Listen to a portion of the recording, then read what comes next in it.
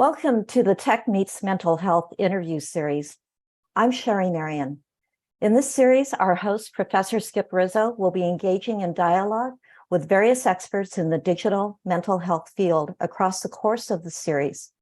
Today, Professor Rizzo will interview today's amazing speakers, Doctors Julie Schweitzer and George DuPaul. They're specialists in the field of ADHD interventions. The Tech Meets Mental Health series is presented by Cognitive Leap. Cognitive Leap is a pioneer in the area of digital diagnostic and therapeutic systems designed to address ADHD and other cognitive and mental health conditions. Leveraging advances in virtual reality and using mobile web-based applications, Cognitive Leap takes a human-centric, clinician-driven approach to create and deliver assessment and intervention tools. Our company has a strong research and development team with world-renowned experts who focus on neurology, cognition, psychology, engineering, and artificial intelligence. We've completed and submitted our clinical research on an FDA study for the approval of our virtual reality classroom diagnosing ADHD in children. Our expert in virtual reality and today's host is Professor Skip Rizzo. Skip Rizzo is a professor at USC and director of medical virtual reality. He serves as an advisor and chief science officer for Cognitive Leap, exploring methods to address attention deficit hyperactivity disorder in children. Joining Dr. Rizzo today is Professor Julie Schweitzer. Dr. Julie Schweitzer is a professor in the Department of Psychiatry and Behavioral Sciences and the Mind Institute at the University of California, Davis. She directs the Attention, Impulsivity, Regulation, AIR, ADHD program at the UC Davis Mind Institute. Her work is translational in nature, where she uses cognitive neuroscience and behavior analytic principles to investigate attention and impulsivity in children and adults in typical development and in ADHD. She is also developing tech-based interventions using virtual reality and gameplay to improve attention, self-control, and academic functioning. She combines fMRI, DTI, eye tracking, behavioral, and clinical measures in her work. She has been awarded several grants from NIH and other federal agencies for work in ADHD, autism, and substance use disorders. Dr. Schweitzer is active in training translational scientists across UC Davis Health. Dr. George DuPaul is professor of school psychology and associate dean for research in the College of Education at Lehigh University. He has extensive experience providing clinical services to children with attention deficit hyperactivity disorder, or ADHD, and their families, as well as consulting with a variety of school districts regarding the management of and support for students with ADHD.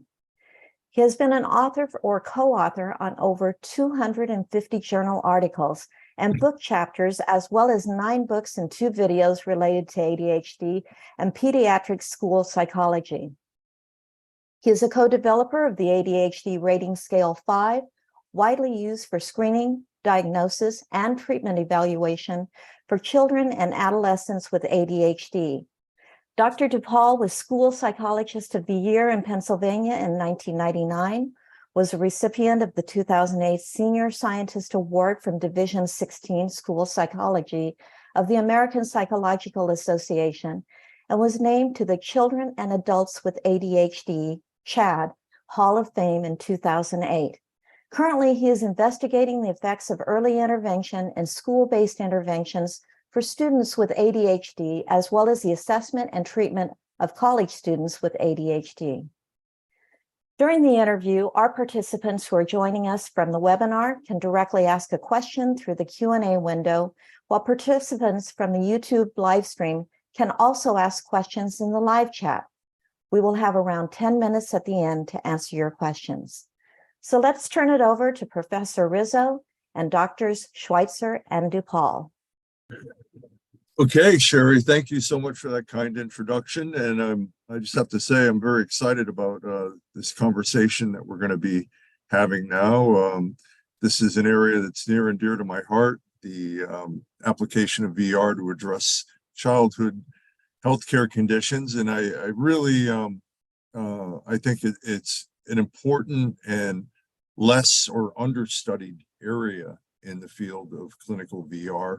I think that we have to pay attention to trying to do early intervention or do at least some form of assessment at an early age, to be able to specify challenges that kids may face. And I think, I have a bias, of course, but I think that VR provides us with a few opportunities to do that in a very engaging and useful and scientifically informed way.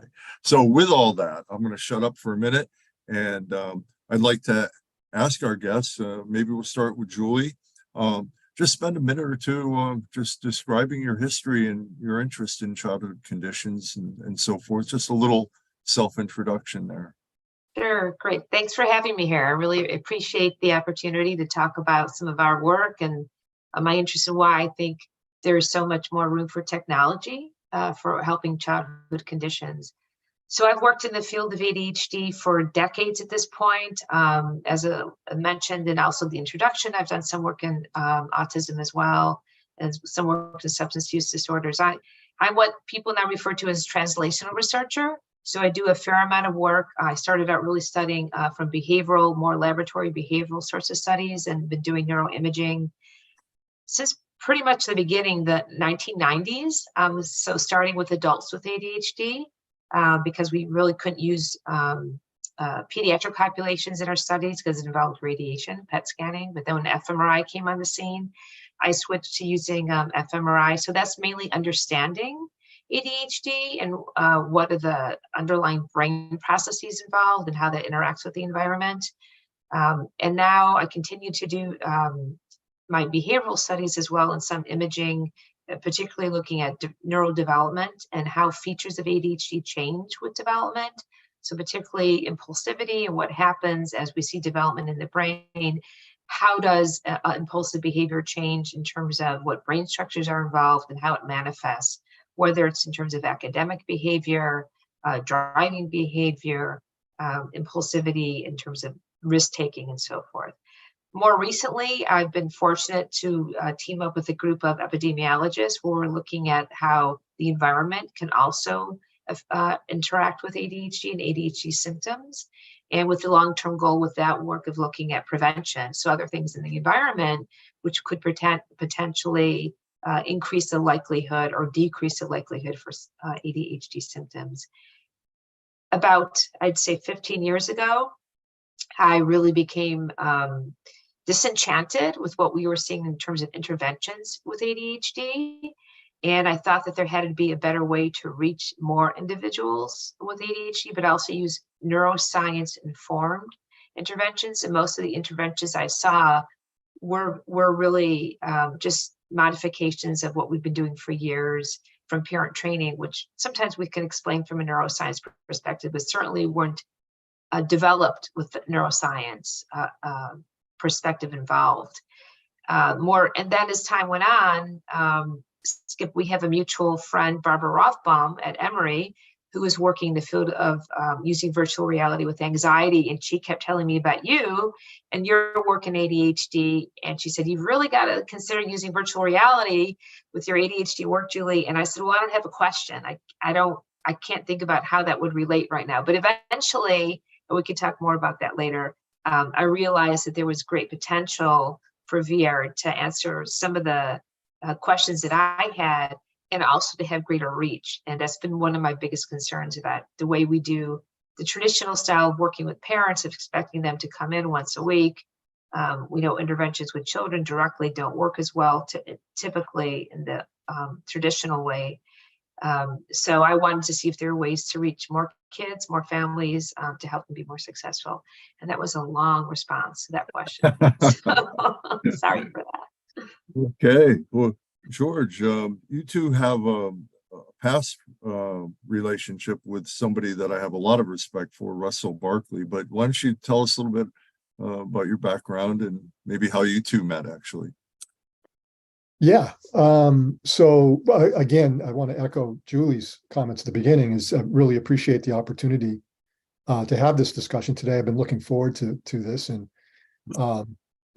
so in terms of my work in this field, it really began when I was in graduate school in the 1980s, engaged in research actually that was focused primarily on the effects of stimulant medications like Ritalin on school performance for youth with ADHD. I'm a school psychologist, so I have keen interest in school functioning of this population.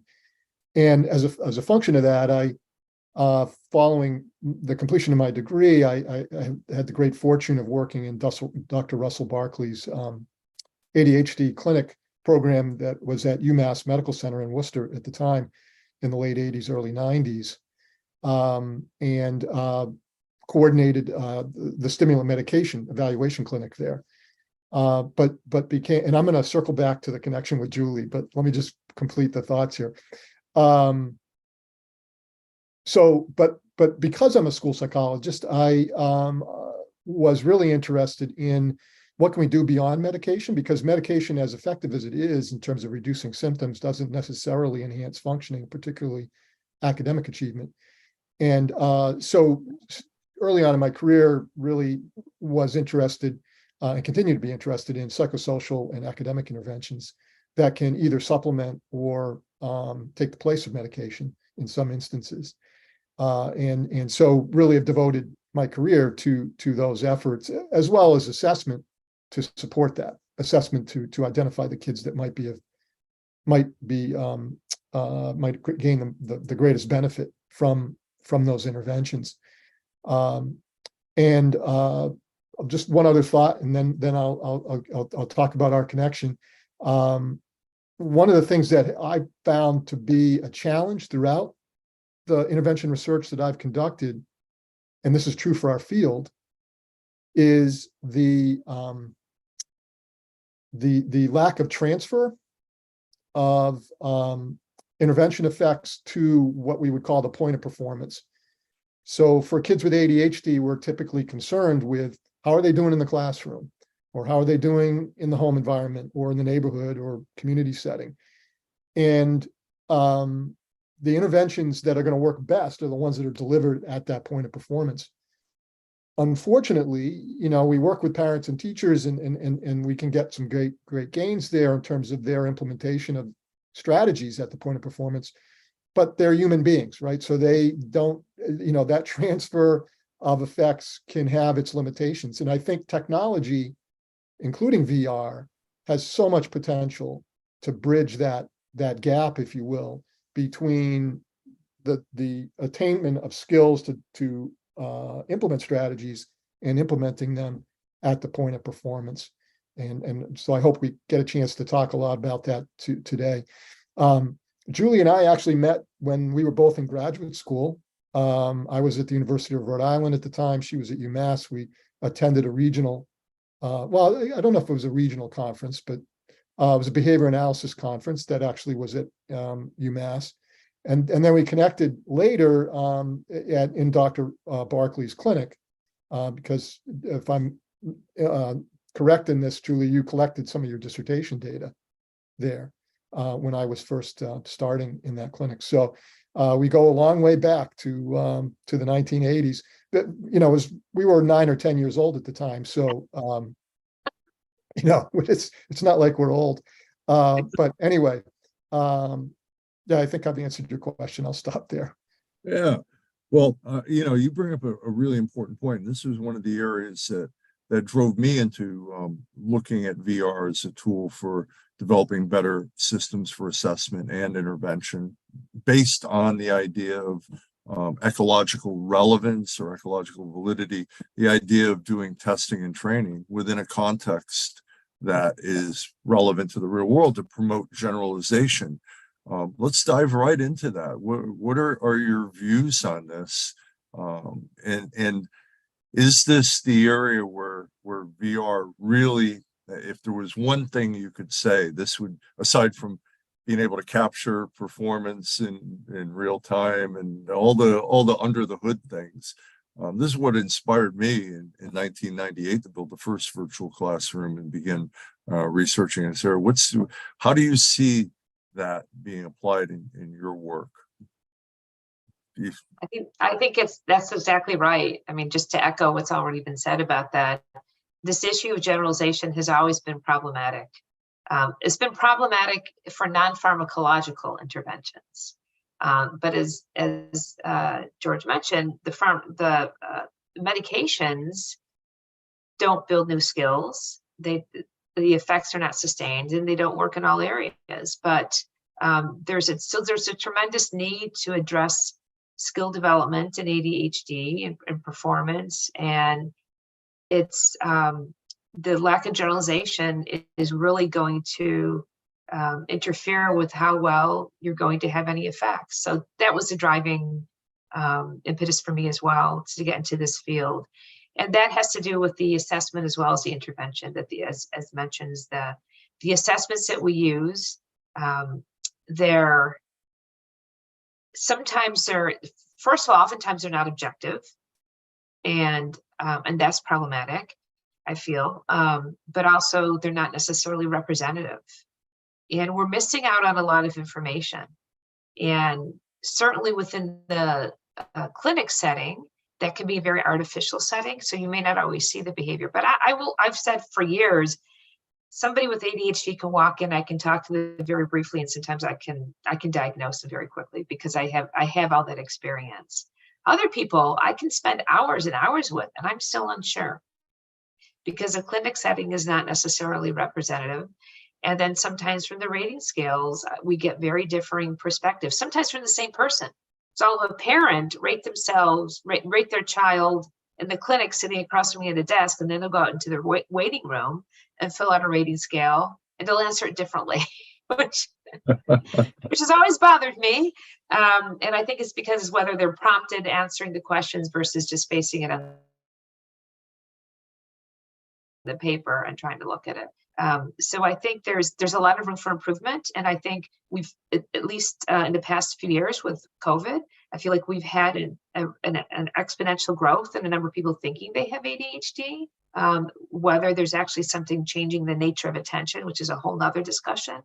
But there's a lot of people seeking treatment, and how many of them have it, how many of them don't, I don't know. So we definitely need to do better than what we're currently doing in terms of assessment. And to follow up on that, on the treatment side of things, we have similar challenges. Again, the best interventions for those with ADHD are those that are delivered right at the point of performance, because kids with ADHD, being impulsive, having self-regulation deficits, et cetera, they're very sensitive to the immediate context, right? And the immediate consequences in the environment, the immediate aspects of the environment. And so how can we help parents and teachers, because they're going to be the ones in the front lines working with these kids? How can we help them to deliver, the appropriate interventions at the right time and in the right setting? And what do we rely on now? We rely on, kind of the age-old tactics of role plays and, homework, quote unquote, for parents and teachers to do between sessions, which, I don't want to denigrate those things. Those things are helpful, but they bear, particularly role plays, bear little relation to the actual environment where you want to be implementing these things. So I think virtual reality, immersive virtual reality in particular, has so much potential there for example, exposing parents or teachers to example situations, whether that be a classroom or home situation, or for parents, a very challenging situation is going out in the community, grocery store, restaurants, whatever. And in the VR context, we can create similar environments that are, matching the generalization setting that we want the strategies to be used. And presumably through practicing in those pseudo generalization settings, that increases the likelihood that they'll actually use the strategies in the real world generalization settings. I think that's the hope anyway. So anyway, I think there's a lot of potential there. If you don't mind me interjecting. So George, I saw one of your simulations, and what I think was also really important about it, which made me think about also the anxiety, the use of fear and anxiety, is that the parents were in a situation that evoked a lot of emotion potentially. Yep. And I think that's really important for the parent experience what it's like when they're in a situation where there's challenges from their child, there's defiance and so forth, because it can, and when it's in the moment, it may feel very differently than what it does when you're in a clinic setting trying to learn the skills. And I think that's where the VR has that potential, is that it can mimic those physiological, you also experience those physiological responses too. So how are you going to react when your heart is beating and you're feeling emotionally a certain way that you might not when you're just reading it on paper? Yeah. That's where I think that's where I think that generalization helps. That's an excellent point. And I think we some of the pilot work that we did with parents that, we might get to describing later, that was very much the case, that the parents felt, some realistic emotional reactions. And, the idea would be to desensitize them to some degree so that when they're experiencing those same emotions in the grocery store or somewhere else, they know, well, I can handle this because I did it, I handled it in the practice situation. I can get through this. I'd like to hear more about the specific ways you've applied VR, but I want to add in another feature for parents. And we noticed this very early on. There was a media report around 2001 where they interviewed a parent of 2 children with ADHD that had come into the lab for the study, and she watched through behind one-way mirror thing and watched the child in this virtual classroom. And when she was interviewed after, she goes, it gave me a window into how utterly distractible they are and how they try to manage it. And I could feel what they were going through. So there's almost an empathy element when you can see a child in a controlled stimulus environment that's laden with distraction, and they're struggling to attend to an assessment in the virtual classroom. I think parents, start to feel a little more that they don't just have a kid that's being bad, but they have a kid that is really challenged by the complexity of these kinds of situations. But anyway, can I just add something there quickly, Skip? Because that's really excellent that you did that you have parents observing that. I'm wondering, have you ever had any teachers observe that? Because teachers they're confronted with students with ADHD in the context of a classroom of 20-something kids, and they're focused on what they need to do and the distraction that kid might be causing. I wonder if it would elicit some empathy on their part to see a kid in a structured, simulated environment doing the same thing. So it's not personal to you as the teacher. It's not like they were just after you. They're engaging those same behaviors. I wonder what the impact would be on teachers and teachers' perceptions as a function of that. I think there's a number of ways, whether it's watching videos of a child in a headset and seeing what they're seeing and what they get pulled to as they turn around and look at different activities other than what they're supposed to be looking at. Putting the teacher through maybe the rigors of maybe a high performance classroom with a lot of distractions might be helpful.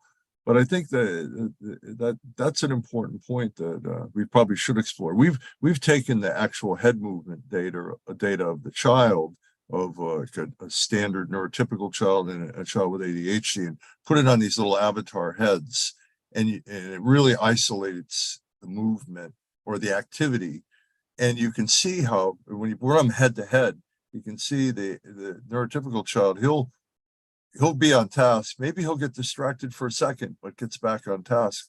But you see the ADHD child, see a paper airplane fly around the room and look at it, and then look up at the ceiling and look around, and you can see how easy it is for them to get derailed.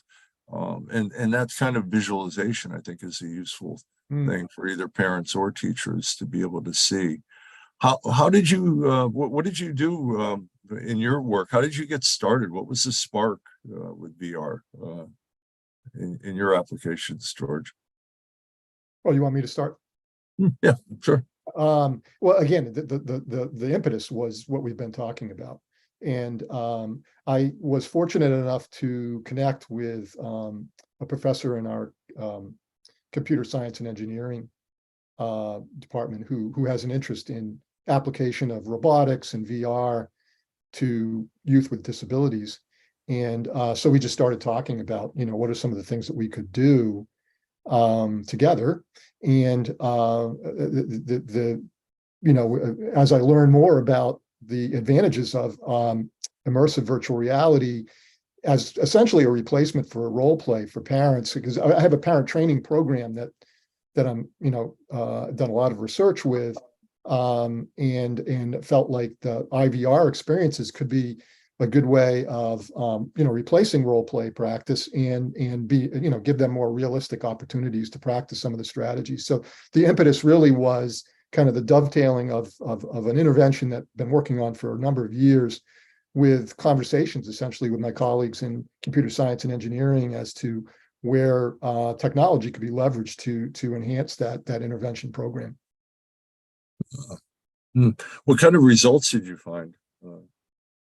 Well, is a very small sample of we had some internal institutional functioning from Lehigh University to do this. It unfortunately happened in the middle of COVID. So we had to move from immersive VR to desktop VR because of the sharing of the headsets wasn't going to work in COVID. And so it was basically proof of concept. So we showed that parents were able to complete these scenarios and use the strategies in those scenarios with various challenging conditions immersed in that. And they found it acceptable and felt like, it was helpful to them.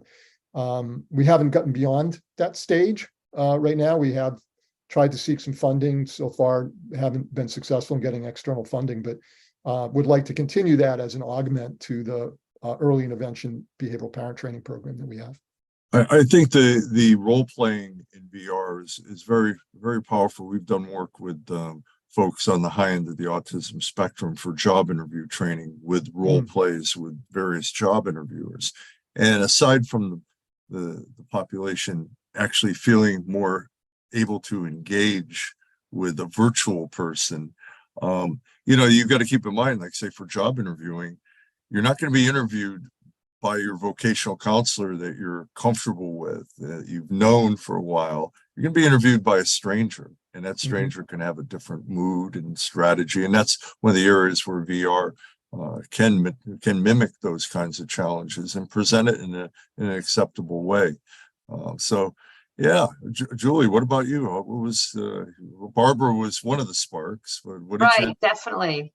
So the other spark was, honestly, I was talking to a parent, and she was talking about how distracted her son was in class, and that just as you described, once he would get distracted from what the teacher was saying, he had a hard time re-engaging.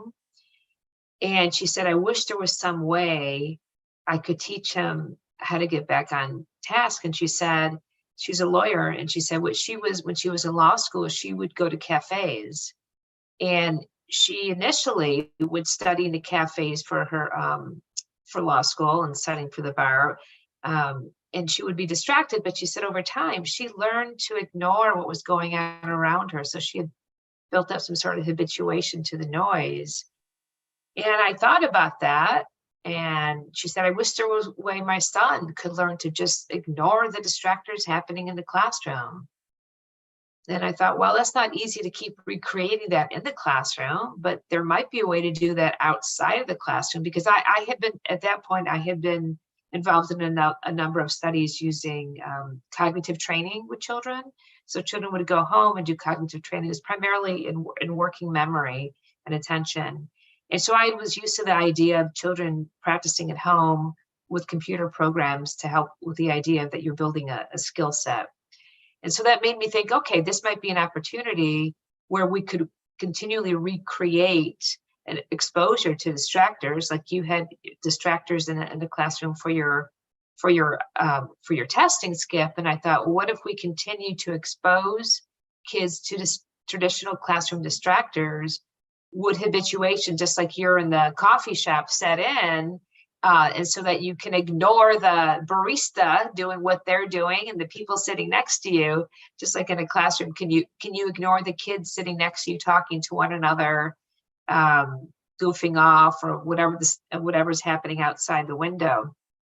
And so that's when we were fortunate enough to be funded by the NIH So we did the first part where we did a small proof of concept study, just to show that over time, when children were given a headset at home, so one group is given a headset where they're practicing being in the VR classroom with distractors. Another group is given the same practice, but without the distractors. And then they come into the lab, and we're looking at eye tracking as our primary outcome. Head tracking is involved in that as well, but eye tracking we feel is more precise.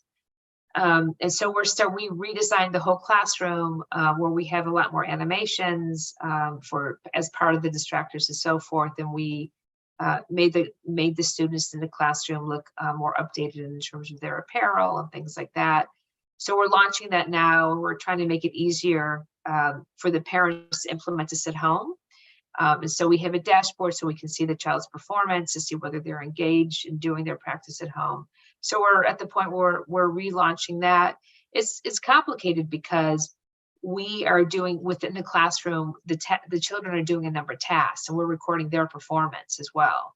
And they have academic tasks that they're doing in the classroom. So they are doing the traditional, what we call continuous performance test, which is what's standard in the classroom as a test, but they're also doing academic tests. So they're doing math, they're doing some reading tests, and they're also watching an educational video as well. And we're looking at how well they pay attention. So we're relaunching. But as you know, from our baseline data, we published on that, and similar to what you said in terms of the head tracking, that you see a lot of movement. It's the same thing with the eye tracking, is that the distractor gets them off task where they look away from the whiteboard, but the distractor leads to a series of looks at non-relevant stimuli in the classroom. So the original distractor they may look away from that, but then they're looking out the window, they're looking at the avatar pair sitting next to them, they're looking over at any number of things, and it takes them a while to go back to looking at the whiteboard. And so in essence, that's what I think we're talking about, being off task. But we work with Joy Gang, who's a cognitive scientist at UC Davis as well, who's very interested in studying distractibility and attention. And we've just realized the richness that you can get in VR from an assessment technique than our traditional static measures of attention. So it's just, we're able now to look at path analysis. And we're talking about doing machine learning as well to see what different contexts, what emerges and so forth. So I just think in general, how we do our laboratory testing, not just for ADHD, but how we do our laboratory testing about we know about attention needs to be updated, because it's very flat what we know about attention from our standard laboratory tests. So my colleague Joy Gang is now looking at other environments besides classroom environments. So it's pretty interesting that she's developed where she has a shopping environment, and to see what happens when people are in the shopping environment. What does their exploratory behavior look like? How well are they able to use cues and so forth? So there's so many different, there's so many other ways of looking at it, because we can look at these simulated environments where the potential is huge. Yeah. It's funny when you were describing the distractibility of a child, looking away at something and then looking at the kid. It brought back memories of my childhood. I think there's the old adage in psychology, we all study our weaknesses, may have inspired some of this work, because it was very challenging. My mom just gave me, she dug up my old report cards and from first to third grade, and I'm reading the teacher's comments about Albert seems to be interested in everything other than what I'm teaching, and has poor self-control, and it's like Yeah, I never knew that about you, Skip. But George, I wanted to say, I'm sorry to take so much of the time, but the new headsets, some of them also have physiological measures. And George, that would be really cool to measure if the parent, their response changes, because you can get heart rate variability. I don't know how good it is in some of these headsets, but some of them have it. So yes, the HP Omnisense headset, right, it's a sensor band that picks up heart rate. Wow. It tracks eye movement, but I'm not sure if that thing is marketing as well as they had hoped, because it really is a research tool. You know, your typical gamer isn't going to buy that. Right. But we have them in the lab, so that's what we're using in the lab. But for home, they're using the Quest. Yeah. Yep. Well, the beauty of all this is that these headsets are evolving. You know, you've got competition, you've got well-funded companies like Meta and other companies, and now Apple coming out with their version of a headset soon. And by the way, I've had discussions with Apple, and they're very interested in this area. The problem is that headset, the initial version, is going to be $3,500, and that's going back to the 2010 and below era, where it was very costly to get the equipment to do this. But hopefully those prices will come down. And really, a headset is a great opportunity for the eye movement. Think about how much money you spent on your Tobii system originally for eye tracking, and now that stuff is becoming standard in headsets. Exactly. So, George, from your perspective in the school systems, what is do you get any pushback, or do you get real interest? Do people get it, your colleagues, about what you're doing? Do you have to sell it, or is it like a light bulb going off that, yeah, VR makes sense? Yeah, I mean, no, I don't think I have to do a lot of selling for a few reasons. One is I think they work with enough of kids with various challenges, including those with ADHD, to know that, we have to do better in terms of, this whole generalization phenomenon. The other thing is that a lot of the teachers that I end up working with now, even administrators, are of the generation that is very comfortable with technology and sees technology, in a positive context, as opposed to perhaps my generation, where people are more reluctant.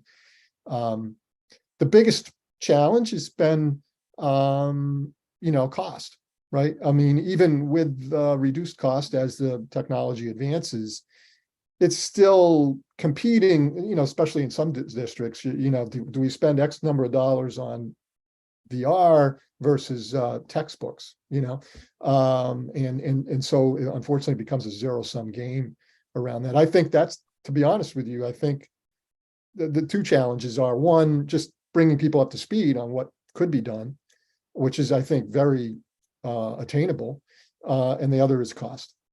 But that hopefully will change over time, right? Right. Do you ever see a time where a teacher may make a recommendation and the student goes down to, whether it's a guidance counselor's office or whatever, and puts on a $300 headset and does a quick, 10-15-minute screening test that might give some sort of objective data on their attention performance? Do you think we see that day coming? Yeah, I do, as well as other potential technologies. I do. I hope it happens during our careers.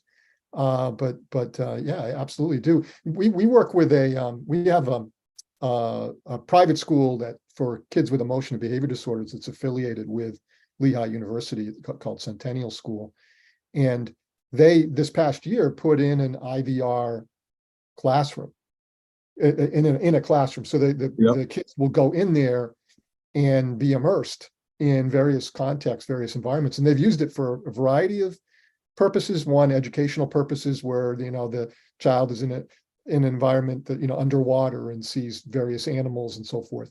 But they've also used it as a calming environment, because these are kids with poor emotion regulation skills, and so they'll use the IVR room as a way to kind of detox.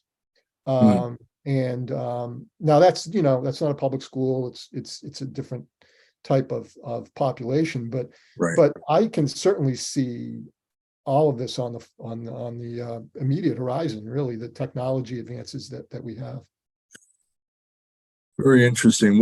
What about we touched on it briefly on the front end here, but what about when you interact with a parent and you mention that you want to do this, whether it's for research or some kind of a clinical test, you want to use virtual reality? What do parents typically think that don't have a lot of familiarity with this sort of approach?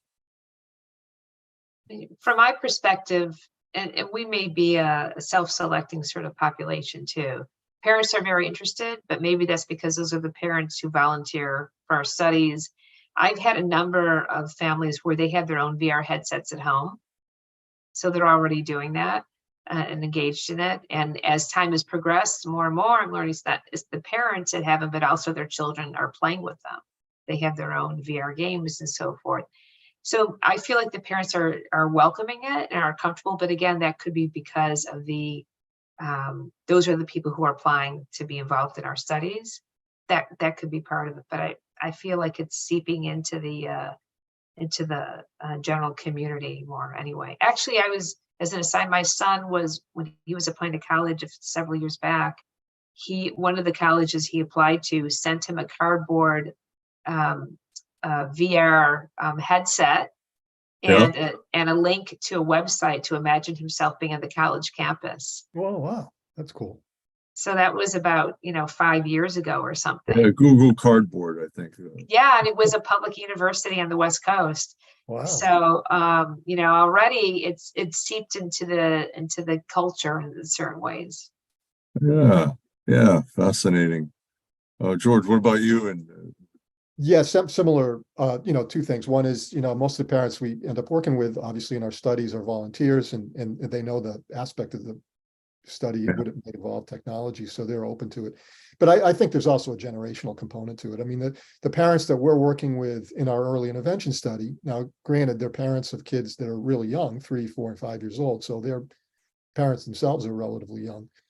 They're very comfortable with technology, and I think they would question us if we didn't have technology as part of what we're doing, right? I mean, they'd be like, what century are we in? So I have not had any pushback from parents. What about, sometimes people bring up ill effects or dangers or risks with using these kinds of things with children.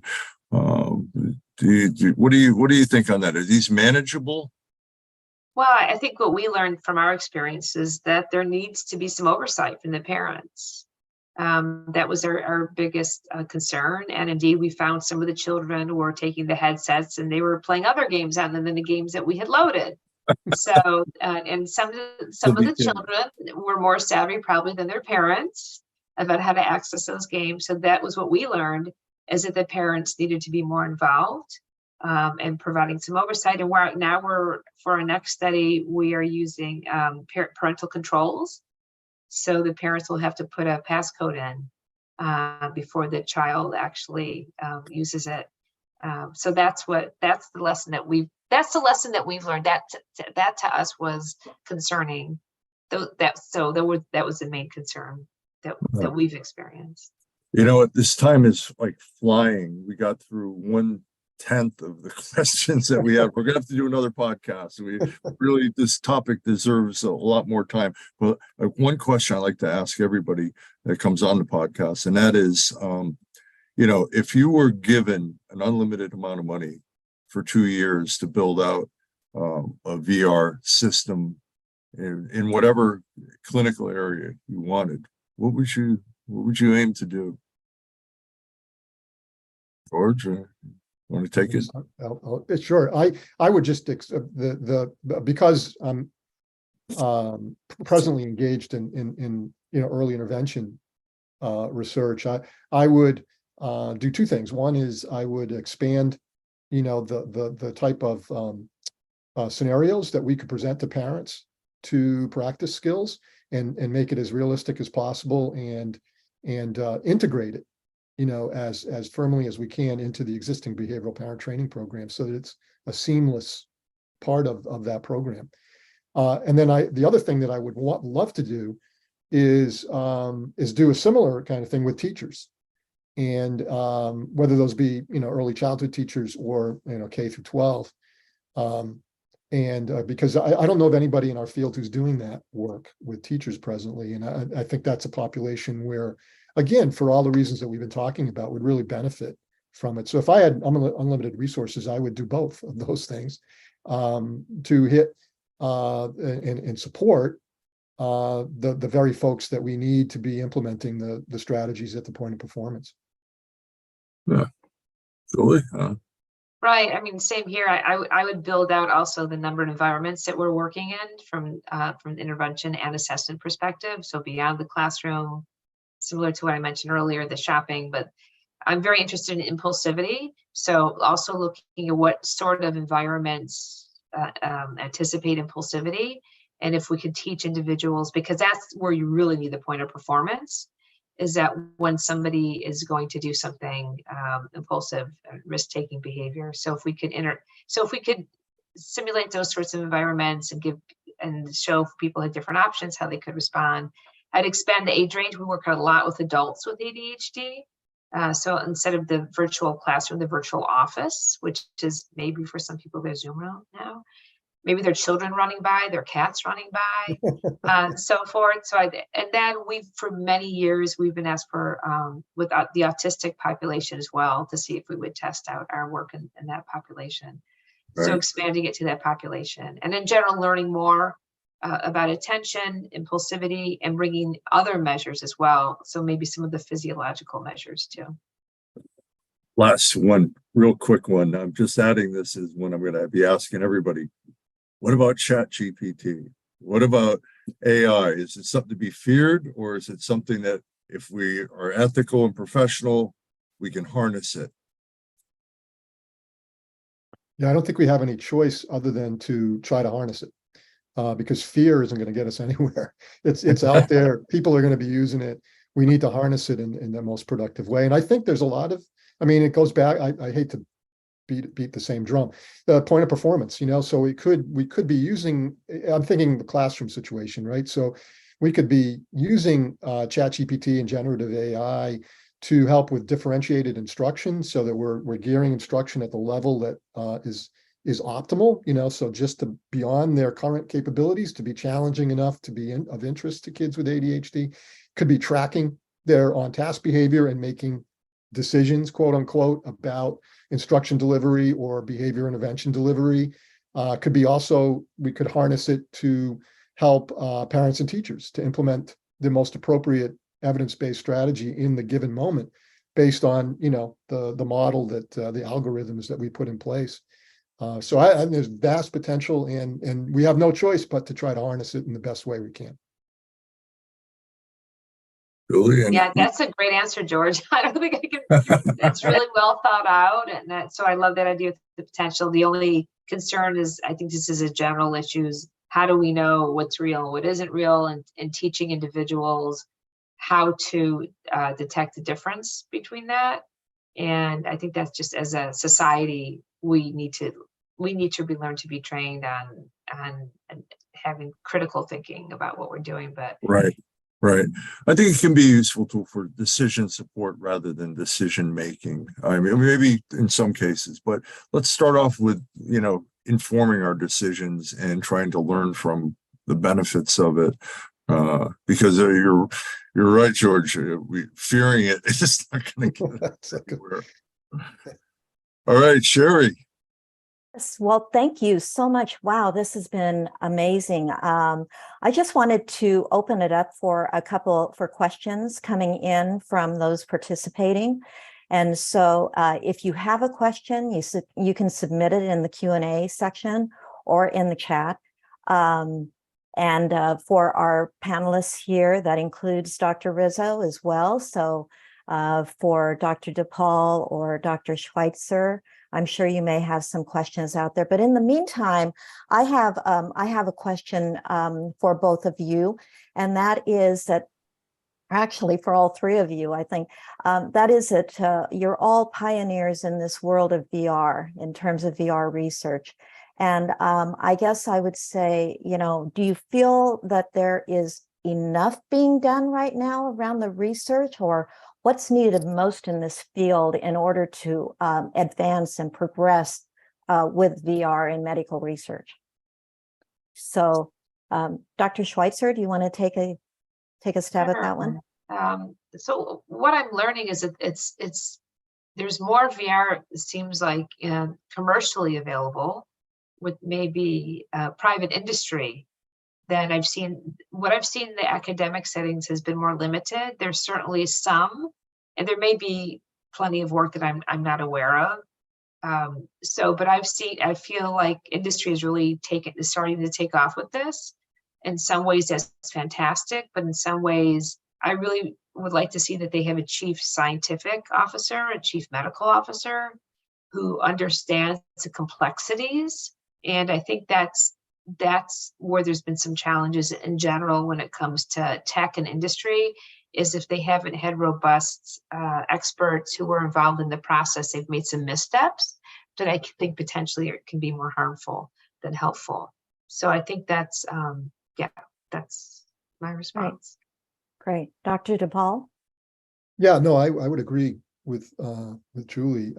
We have to be balanced in terms of how we move forward with this. But I think back to when I was in graduate school, again, decades ago, at the advent really of, personal computers and so forth. I can remember having discussions with my fellow graduate students and the faculty there about how technology has so much potential to support interventions for kids with ADHD for all the reasons we were talking about earlier. And it's actually amazing to me how little has been done over the succeeding decades, including by myself, to harness whatever technology du jour is available. We just really have not done enough, I don't think, in terms of using technology as a supportive tool around intervention in particular. Thank you. Thank you. We do have a question from one of our attendees. Let me read it to you. It's how to give incentive to the child to grow or even try to adapt to VR classroom, since typically they expect games, but now met with what's seeming boring. So an incentive makes a huge difference in my experience with kids with ADHD. Is that the same observation you have? Dr. Schweitzer? Yes. That was a challenge with some of the earlier cognitive training programs, is that initially they were exciting and interesting to children with ADHD. And then as more games proliferated, they were boring and they were work. And interestingly, we had a different reaction in the autistic population when we did the same games. They were much more used to the routine of it, and they were less bothered by the lack of novelty. So we've tried to take that into account. But I always keep in mind that we want generalization. And if we make everything in life a game, then how is that going to generalize to the real classroom? So the way we're approaching is that they have to do their tasks in the VR classroom, but then they can then engage in the games, just like good old fashioned behavior therapy. Once you complete your goal, then you get the reward. But taking that into account, taking ADHD into account, and what the requirements are for how long they'd be practicing the game and so forth, we've tried to be thoughtful about that. Great, thank you. I Dr. think DuPaul? Oh, Skip. Go ahead. Yeah, go Go ahead. ahead, George.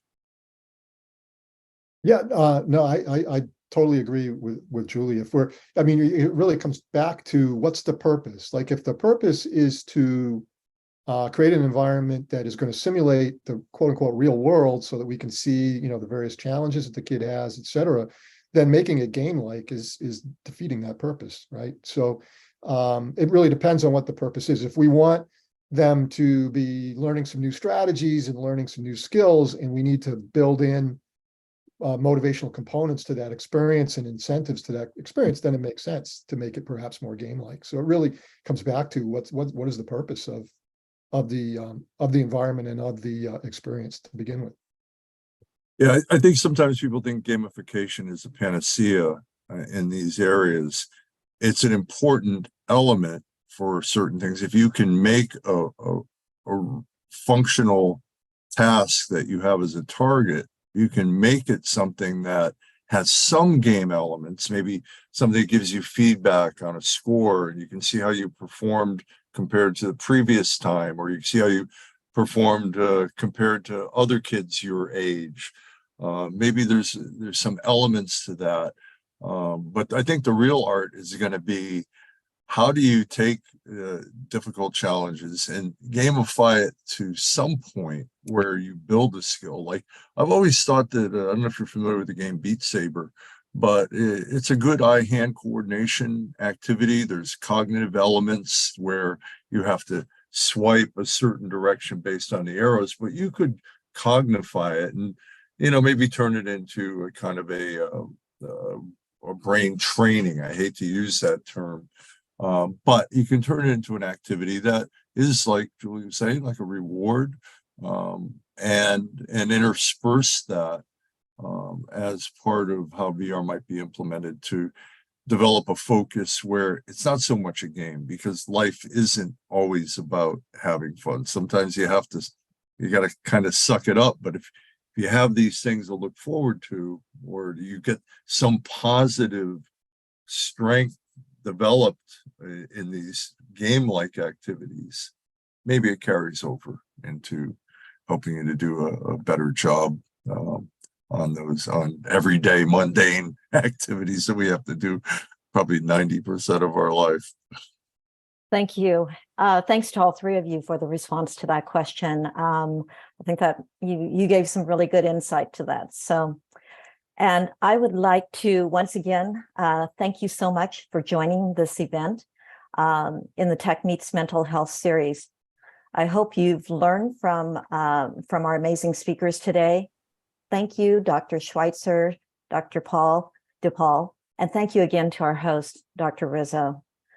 For our audience, the video recordings of this event will be available on our YouTube channel. Please feel free to share it with anyone who might be interested in the topic. We look forward to seeing you again at our next event and hope you have a wonderful rest of your day. Thanks again.